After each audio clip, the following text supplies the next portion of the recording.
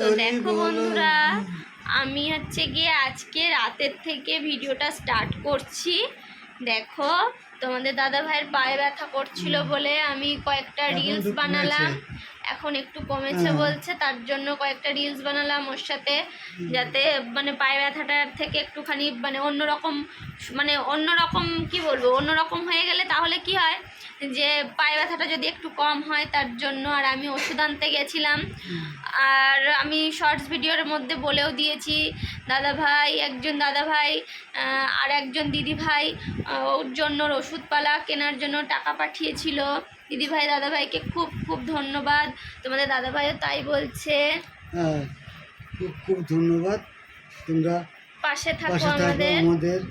আমরা খুব খুশি তোমরা এইভাবে পাশে থাকো। আর প্লিজ আমার ভিডিওগুলো বেশি বেশি করে শেয়ার করো, ভিউজ বাড়ছে না যার জন্য। তোমাদের দাদা ভাইয়ের তো খুব খুব দরকার, আর আমার ভিডিওটা শেয়ার করলে আমি খুব তোমাদের কাছে মানে সারা জীবন এভাবেই তোমরা আমার পাশে থাকো, আমি এটাই চাই বন্ধুরা।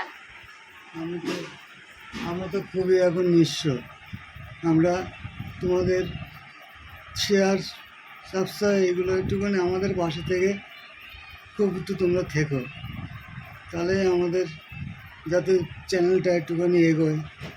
একদম ঠিক বলেছে, তোমরা যত দেখবে যত শেয়ার করবে আমাদের চ্যানেলটা তত এগোবে, এটাই তো চাই আমরা, আর তো কিছু চাই না। তো আমার সব ভিউজদের অসংখ্য ধন্যবাদ আমার পাশে থাকার জন্য। আমার 5000 সাবস্ক্রাইব কমপ্লিট হতে হয়তো বা কিছু বাকি আছে। তো যাই হোক বন্ধুরা, আমি তোমাদেরকে আরেকটা কথা শেয়ার করি, 14ই আগস্ট আমার জন্মদিন আছে, তার মধ্যে আমার হয়তো বা 5000 সাবস্ক্রাইবার পূর্ণ হয়ে যাবে। তো যাই হোক, আর তোমরা পারো 5000 কেন, 5 লাখ হয়ে যাবে একটা দিন। এরকম হয় তোমরা পাশে থাকলে 5 লাখ হতে আমার কতদিন লাগবে বলো। তোমরা সবাই বেশি বেশি করে আমাকে সাবস্ক্রাইব করো, লাইক কমেন্ট শেয়ার করো, প্লিজ প্লিজ প্লিজ। তো চলো আবার কালকে সকাল থেকে ব্লগটা স্টার্ট করব, তোমরা আমার সাথে থাকো, পাশে থাকো। গুড মর্নিং বন্ধুরা, welcome back to my channel Rinki's lifestyle. তো কালকে রাতের থেকে আমি আমার ভিডিওটা স্টার্ট করেছিলাম, আর দেখো আজকে সকালে দুজনে মিলে তোমাদের সাথে গুড মর্নিং করলাম। সবাই কেমন আছো সবাই বলো, আমরাও ভালো আছি। আর তোমাদের দাদাভাইয়ের তো পায়ে ব্যথা, এইসব নিয়েই আছে, এ তো থাকবেই, তার মধ্যেও ভালো থাকার চেষ্টা করতে হয় বা করছি। এই যে দেখো তোমাদের দাদাভাই শুয়ে আছে। তো এখন বাজে সকাল 9টা, আমাদের পুজো টুজো দেওয়া হয়ে গেছে দেখো। আর বলেইছিলাম তোমাদের রাতে ভিডিও করেছি, আর সকালবেলায় তোমাদেরকে পরের দিন সকালের ভিডিও সারাদিন করে তারপরে তোমাদের সাথে দেব। তো দেখো এই যে শুয়ে আছে, আর আমাদের রান্না বান্নাও হয়ে গেছে, মা রান্না করে নিয়েছে। তো চলো তোমাদের সাথে শেয়ার করি, পুজো দেওয়াও হয়ে গেছে।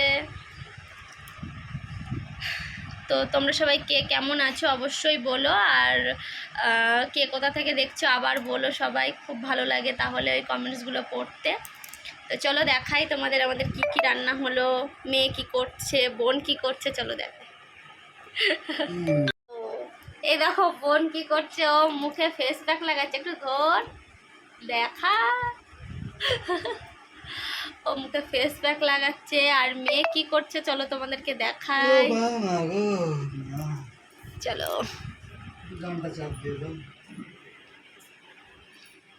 দেখো পুজো দেওয়া হয়ে গেছে, গোপুসোনাকে পুজো দিয়ে নিয়েছি। এই দেখো গোপুসোনাকে কত সুন্দর লাগছে দেখতে।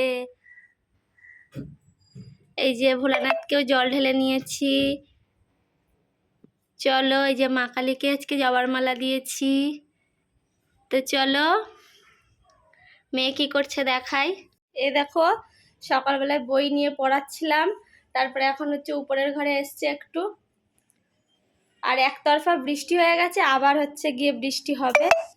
তোকে বললাম আর একটু পরে স্নান করে তারপরে ও শিবের মাথায় একটু জল ঢালবে, তাই বললাম। তো চলো দেখি ছাদ থেকে একটু ঘুরে আসি। এই দেখো ছাদে এই যে এখন একটু রোদ উঠেছে, তার আগে দেখো বৃষ্টি হয়ে গেছে। এই দেখো এখন একটু রোদ উঠেছে, এই যে গাছগুলোর অবস্থা, আর এই দেখো আকাশের অবস্থাটা। চলো আমাকেও দেখাচ্ছি নিশ্চয়ই আকাশের অবস্থা। আর এই দেখো কি কি সুন্দর লাগছে, একটু একটু রোদ উঠেছে, এই দেখো। এই যে, তো চলো দেখি মা কি কি রান্না বান্না করেছে, দেখিয়ে দিই, আর তোমাদের দাদা ভাইকেও খাইয়ে দিই, তারপরে আবার পরে কথা বলছি। চলো দেখি। এ দেখো ভাত হয়েছে, দেখো ডাল রান্না করেছে, ভাজা হয়েছে, লাল শাক ভাজা। চলো তাহলে তোমাদের দাদাভাইকে খাওয়াই, তারপরে আবার কথা বলছি খাওয়াতে খাওয়াতে।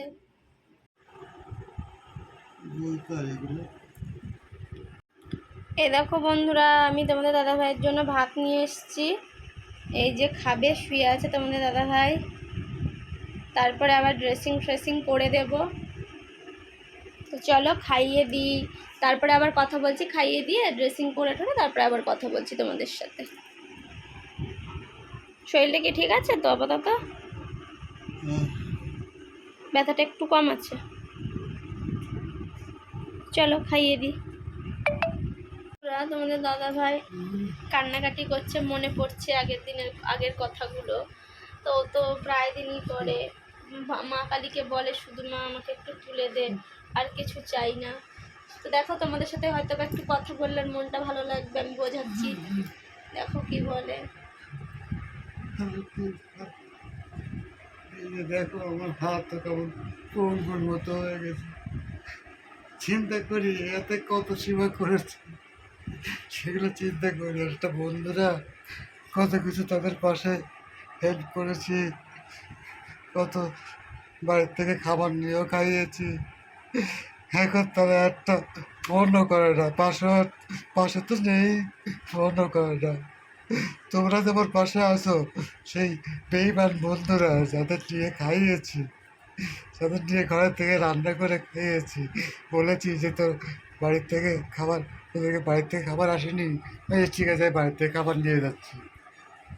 হ্যাঁ, এইরকম একটা চিন্তা করছিলাম, ওকে বলছিলাম যে বলছি আর চিন্তা করছি যে এইসব জিনিসগুলো মনে পড়লে কেমন যেন বুক ফেটে যায়, যে আমি এত কী পাপ করেছি, কী পাপের ফলে এরকমভাবে ভুগছি, কী পাপের ফলে এরকম ভুগছি আমি। ছোট যে মা, বাচ্চাটা তার জীবনটাও ভগবান কেমন আমার জন্য এই যে 3টে প্রাণী, সংসারটাই পুরো ধ্বংস হয়ে গেল। এতে যেটুকু কাজ করতাম, খেয়ে দিয়ে আমাদের সংসার ঠিক আমরা হাসি খুশি ভাবে 3 জনে চলে যেতাম। আমার দিদি এখানে জিজ্ঞাসা করে দেখো কোনোদিন আমার অভাব ছিল নাকি, আমার কখনো ভাড়ার থেকে চাল ফুরায়নি, চাল আমার থাকতে থাকতে চাল চলে এসছে। হ্যাঁ, কোনো বাজারের কোনো অভাব হয়নি। আমি নাই করে প্রতিদিন আসার সময় মনিত ঘর থেকে বাজার নিয়ে আসবো, আর বাজারে যখন দাঁড়ালেই আমার বাজার না করলেও 300 টাকা হয়ে যেত, না করলেও। হ্যাঁ, 2 প্যাকেট বিস্কুট, এটা খেলাম ওটা খেলাম, ওই কুকুর বিড়ালের জন্য, হ্যাঁ একটা বিড়াল ছিল তার জন্য কুরকুরি, হ্যাঁ কুকুরের জন্য বিস্কুট, এইগুলো নিতে নিতে হাবি যাবি, একটু মেয়ের খাবার, একটু ঘরের জন্য এটা ওটা, তাই নিতে নিতে তাই 300 টাকা দাঁড়িয়ে যেত। কি হতো না ছোটো প্যাকেটে আমার। সে তো 100বার একটা সংসারে তার কম খরচ ছিল না। হ্যাঁ, কোনোদিনও অভাব বুঝতে পারিনি, অভাবটা কি জিনিস কোনোদিনও পাইনি, কোনোদিনও জানিনি। সব সময়ের জন্য যেটুকানি করতো সংসারের জন্যই করতো, মেয়েটাকে মানুষ করার জন্য করতো। কিন্তু কি করব বলো বন্ধুরা, এখন যে মেয়েটাকে রাজার হালে মানুষ করছিলাম, সেই মেয়েটা আজকে একটা মেয়ে, আমার মেয়েটা স্কুলে যাওয়ার জন্য একটা দিন স্কুলে যা যেতে পারলে সে কী কান্না করতো, এখন সেই কান্না আমি করছি যে মেয়েটা যেতে পারে না বলে। সত্যি কথা বন্ধুরা, আমার মেয়ে স্কুলে যাওয়ার জন্য কি কান্না করতো, কখনো স্কুলে বন্ধ করতো না, স্কুল যাওয়া কখনো বন্ধ করতো না। সেই মেয়েটার আজকে বললাম যে মা আজকে যাস না, আজকে থাক, আজকে ঘরে থাক, বৃষ্টি হচ্ছে বা এই অসুবিধা, মা যেতে পারছি না, শরীর খারাপ। না আমি যাব যাব আমি যাব, আমাকে যেতে হবে, আমাকে নিয়ে যেতে হবে। সে চুল মুল ছিঁড়ে মেরে এই করে আমাদের আরও আমাদের মেরে টেরে ইটি করে মানে করতো। স্কুলে যাওয়ার জন্য কতটা কতটা হচ্ছে গিয়ে কান্নাকাটি করতো, সেই বাচ্চা মেয়েটা আজকে স্কুলে যেতে পারছে না, বাড়িতে বসে পড়ে রয়েছে। তাই বলছি বন্ধুরা, আমার যেরকম এরকম অবস্থা কারোর যেন না হয়, আমার যে শত্রু তারও যেন না হয়। আমি সবসময় ভগবানকে বলি। আমার ওইটুখানি বাচ্চা বুঝতে পারছে আজকে ওর বাবা এরকম শুয়ে আছে, ও বলে আমাকে, মা বাবা কিছুদিন আগেও হাঁটাচলা করতো, বাবা শুয়ে পড়লো, এখন জানো তো ওর মানে ওর বাবার কাছে ও হচ্ছে অনেক অনেক কষ্টের জন্য বাবার কাছে আসতেও পারে না। তো নিজে কেঁদে বোঝাতে পারে না, ছোট মানুষ, ভিতরে তো মানে অন্তরে তো খুব আঘাত লাগে, তাই না? কিন্তু কি করব বলো, আমার আমার এমন এখন সামর্থ্য, আমি যে প্রত্যেক দিন ওকে নিয়ে যেতে গেলে, ও অত দূরে স্কুলে যেতে গেলে প্রায় 200 টাকা করে খরচা হয়, আমার এত টাকা খরচা করার মতো সামর্থ্য নেই। তো যাই হোক বন্ধুরা, আর কয়েকটা মাস আছে, ওই ওই ওই এই কটা দিন ওখানে স্কুলে পড়িয়ে তারপরে এখানে স্কুলে ভর্তি করে দেব। কিছু করার নেই বন্ধুরা, পরিস্থিতি মানুষকে কোথার থেকে কোথায় নামিয়ে দেয় কোথা টেনে। থেকে কোথায় নামিয়ে দেয়, ওইটুখানি একটা দিনে বাচ্চা সত্যি রাজঢালে মানুষ হতো, ওর প্রত্যেক দিন ওর বাবা ওকে 100 টাকার 50 টাকার মানে 200 টাকারও অব্দি ওর বাবা ওর জন্য খরচা করতো, ওর খাবারের জন্য। স্কুল থাকতো, পড়া থাকতো। সেই মেয়েটা আজকে পুরো নিস্তব্ধ, কখনো বলেও না মুখ ফুটে, মা আমি এটা খাবো ওটা খাবো, কখনো আমার মেয়ে বলবে না। টাকার কখনো হিসাব করেছি? এখন মিথ্যা কথা বলবো না, যখন দিদিদের ওখানে ছিল, দিদিরাও ওকে না বলার আগে খাবার দাবার এনে দিত। যখন যেটা ওর ইচ্ছা হতো সন্ধেবেলায় সকালবেলায় জিজ্ঞেস করে করে দাদা এনে দিত, না বলার আগেই এনে দিত। আর এখানে বাবা মা ভাই ওরাও তাই করে, সেম তাই করে, ওকে না বলার আগেই বুঝতে দেয় না যে ওর বাবার এরকম সমস্যা, এনে দেয় ওকে। তো যাই হোক বন্ধুরা, আমার ভিডিওগুলো বেশি বেশি করে একটু প্লিজ শেয়ার করো, আমার খুব ভিউজ বাড়ানোর দরকার আছে, তাহলে আমার ফ্যামিলিটা বেঁচে যাবে। তোমাদেরকে সবসময় একটা কথা বলি, জানি হয়তো বা শুনতে খারাপ লাগবে, আমার তো আর কোনো টপিক নেই, এটার উপরেই আমার ভিডিও। আমি তো এখন জড় পদার্থ, একটা জড় পদার্থর মতো একটা ডালের মতো পড়ে আছি। কোনো কোনো ডাল যেমন তুলে এখান থেকে করে নিয়ে ফেলে, এরকম শুধু এই হাতখান তো তাও এই দেখো ব্যায়াম না করে করে হাত পুরো বেঁকে যাচ্ছে, আর ব্যথা আগের থেকে আরো হাত ব্যথা হয়ে গেছে। এই যে আঙুলগুলো চাপ দিলে ব্যথা করে। এই কিন্তু বছর আমি কি করব বলো বন্ধুরা, আমার তো এই বছর ফিজিওথেরাপি এই করার বছর মতো এই বছর পরিস্থিতি বাহাত্তর। নেই, ফিজিওথেরাপি করার মতো পরিস্থিতিটা নেই, থাকলে আমি অবশ্যই করাতো। আমি 4 মাস করিয়েছি, এখন আর আমার পরিস্থিতি নেই। তো যাই হোক বন্ধুরা, এটুকানি বলার আছে। আর যে যেটুকানিভাবে হেল্প করছো তাদের সবাইকে অনেক অনেক অনেক ধন্যবাদ। সবাই আমার পাশে থাকো, তোমরা যে সত্যি। পাশে এসে দাঁড়িয়েছো, যে দুই দাদা ভাই, দিদি মানে ভাই, দিদি ভাই দাদা ভাই, তোমরা যে হেল্পটা করেছো, আমরা যে কতটা কতটা কতটা যে উপকার হয়েছে সেটা বলে বোঝাতে পারবো না, সে বলে বোঝানো যায় না। সত্যি বলে বোঝানো যায় না, এই আনন্দের ভাগ হয় না। কালকে ওষুধ আনতে গেছে, তখন গিয়ে টাকা তুলতে গিয়ে তারপরে সে ওষুধ নিয়ে আমি এসছে। যখন ওষুধ আনতে গেছি তখন হুম, আমি অ্যাকাউন্টটা চেক করছি, চেক দিদিভাই করে আমাকে বলেছিল, বোন অ্যাকাউন্ট চেক করে বলো।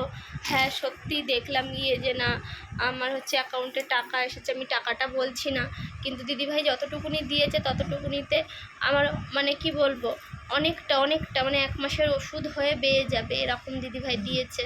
তো যাই হোক, আমি হচ্ছে গিয়ে খুব খুশি দিদিভাই যা হচ্ছে গিয়ে আমার জন্য করেছে।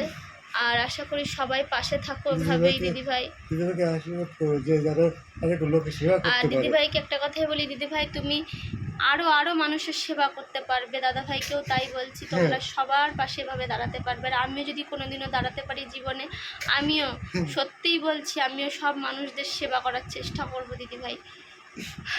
তো যাই হোক, আবার পরে কথা বলছি, সবাই সাথে পাশে থাকো। দুঃখ কষ্ট দেখো বন্ধুরা, এই সব জামা কাপড়গুলো শুকিয়ে ফেলেছে মা, আবার হচ্ছে গিয়ে আরও কতগুলো জামা কাপড় আমি ধুয়ে নিয়ে আসলাম তোমাদের দাদা ভাইয়ের জন্য, ছাদে মেলতে আসলাম। আবার মেঘ মেঘ করছে, জানি না বৃষ্টি কতটা কি হবে। তো চলো দেখি মেলে ঠেলে নিই। এই দেখো এই দেখো জামা কাপড়গুলো তুলে নিয়ে এসছে, চলো মেলি, তারপরে কথা বলছি। তো দেখো বন্ধুরা, আমি হচ্ছে গিয়ে এই যে জামা কাপড় ঠাপড়গুলো সব মেলে দিয়েছি তোমাদের দাদা ভাইয়ের, দেখো আর এই যেখানে বললাম এই জামা কাপড়গুলো সব মা ধুয়ে ঠুয়ে শুকিয়ে রেখে দিয়েছে। আর এখানটায় আমাদের আপাতত পুজো দেওয়া হয়, আর নিচের ওই সামনেটায় গফুকে দেওয়া হয়। এখনও দেখো কমপ্লিট হয়নি, সব দেখো খোলা মেলা। এই যে সিঁড়িগুলোও কিচ্ছু কমপ্লিট হয়নি, এই পাশে জানলা লাগানো হয়নি, এখানেও দরজা টরজা কিচ্ছু লাগানো হয়নি, সব ইনকমপ্লিট হয়ে পড়ে রয়েছে। হবে হয়তো আস্তে আস্তে সবই করবে। ঠাকুর ঘরটাও ঠিক করে হয়নি এখনো, যাই হোক পরে করবে। দেখো যাই হোক বন্ধুরা, বাবা খুব কষ্ট করে এই দোতলার ছাদটা দিয়ে, উপরে দুটো ঘর, আর আমাদের জায়গা বেশি না, উপরে দুটো ঘর নিচে দুটো ঘর করেছে, তোমরা তো দেখতেই পাও। প্লাস্টার কিছু হয়নি, শুধু ভাইয়ের ঘরটা একটু কমপ্লিট করে নিয়েছে, তাও এখনও ওর বাথরুমটা কমপ্লিট হয়নি, হবে অবশ্যই। আর জানো তো বন্ধুরা, আমি যদি ভিডিওটা না শুরু করতাম আমি জানতেই পারতাম না মানুষ মানুষকে এইভাবে হেল্প করতে পারে, সাথে থাকতে পারে। আরও একজন দিদিভাইয়ের সাথে আমার ইউটিউবে পরিচয় হয়েছে, সেই দিদিভাইও খুব ভালো, সত্যি কথা বলতে সত্যি আমাকে অনেকটা মেন্টাল দিক থেকে বলো, আর মানে মেন্টালিটির দিক থেকে বলো, বা হচ্ছে গিয়ে যাই হোক যে কোনো দিক থেকে উনিও আমাকে খুব সাপোর্ট করছে। তো যাই হোক, দিদিভাই নিশ্চয়ই শুনছে, ওইদিকে আমারও দিদি আছে, সেই দিদিও আমাকে খুব সাপোর্ট করে মেন্টালিটির দিক থেকে। তো যাই হোক বন্ধুরা, মানুষই মানুষের হচ্ছে পাশে থাকে, ভগবান নিজে কখনো আসে না, মানুষের মধ্যে দিয়েই ভগবান সব কিছু করে, চেষ্টা করে করানোর। তো যাই হোক, তো আজকের ভিডিওটা আমি এখানেই এন্ড করছি। যদি ভালো লেগে থাকে লাইক কমেন্ট শেয়ার আর সাবস্ক্রাইব করতে ভুলো না বন্ধুরা। এভাবেই আমার পাশে থাকো, সাথে থাকো, আর তোমরা খুব খুব ভালো থাকো, আমি এটাই চাই। তো চলো আবার পরের একটা ব্লগে তোমাদের সাথে কথা হচ্ছে।